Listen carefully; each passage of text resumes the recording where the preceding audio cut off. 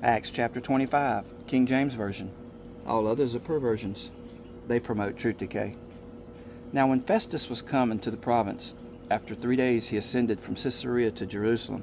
Then the high priest and the chief of the Jews informed him against Paul, and besought him, and desired favor against him, that he would send for him to Jerusalem, laying wait in the way to kill him. But Festus answered, that Paul should be kept at Caesarea, and that he himself would depart shortly thither. Let them therefore, said he, which among you are able, go down with me, and accuse this man, if there be any wickedness in him. And when he had tarried among them more than 10 days, he went down unto Caesarea, and the next day, sitting on the judgment seat, commanded Paul to be brought. And when he was come, the Jews which came down from Jerusalem stood round about, and laid many and grievous complaints against Paul, which they could not prove. While he answered for himself, neither against the law of the Jews, neither against the temple, nor yet against Caesar, have I offended anything at all. But Festus, willing to do the Jews a pleasure, answered Paul and said, Wilt thou go up to Jerusalem, and there be judged of these things before me? Then said Paul, I stand at Caesar's judgment seat, where I ought to be judged. To the Jews I have done no wrong, as thou very well knowest. For if I be an offender, or have committed anything worthy of death, I refuse not to die. But if there be none of these things whereof these accuse me, no man may deliver me unto them. I appeal unto Caesar. Then Festus, when he had conferred with the council, answered, Hast thou appealed unto Caesar? Unto Caesar shalt thou go. And after certain days King Agrippa and Bernice came unto Caesarea to salute Festus.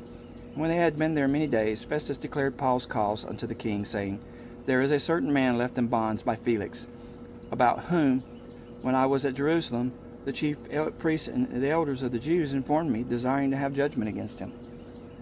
To whom I answered, It is not the manner of the Romans to deliver any man to die, before that he which is accused have the accusers face to face, and have license to answer for himself concerning the crime laid against him.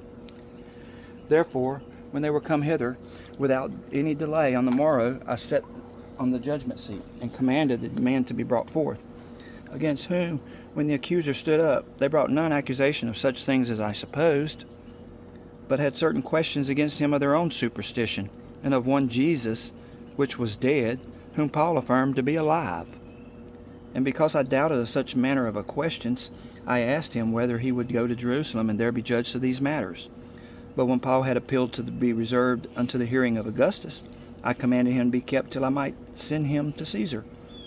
Then Agrippa said unto Festus, I would also hear the man myself. Tomorrow, said he, thou shalt hear him. And on the morrow, when Agrippa was come, and Bernice, with great pomp, and was entered into the place of hearing, with the chief captains and principal men of the city, at Festus' commandment Paul was brought forth. And Festus said, King Agrippa, and all men which are here present with us, you see this man, about whom all the multitude of the Jews have dealt with me, both at Jerusalem and also here, crying that he ought not to live any longer. But when I found that he had committed nothing worthy of death, and that he himself had appealed to Augustus, I have determined to send him, of whom I have no certain thing to write unto my Lord.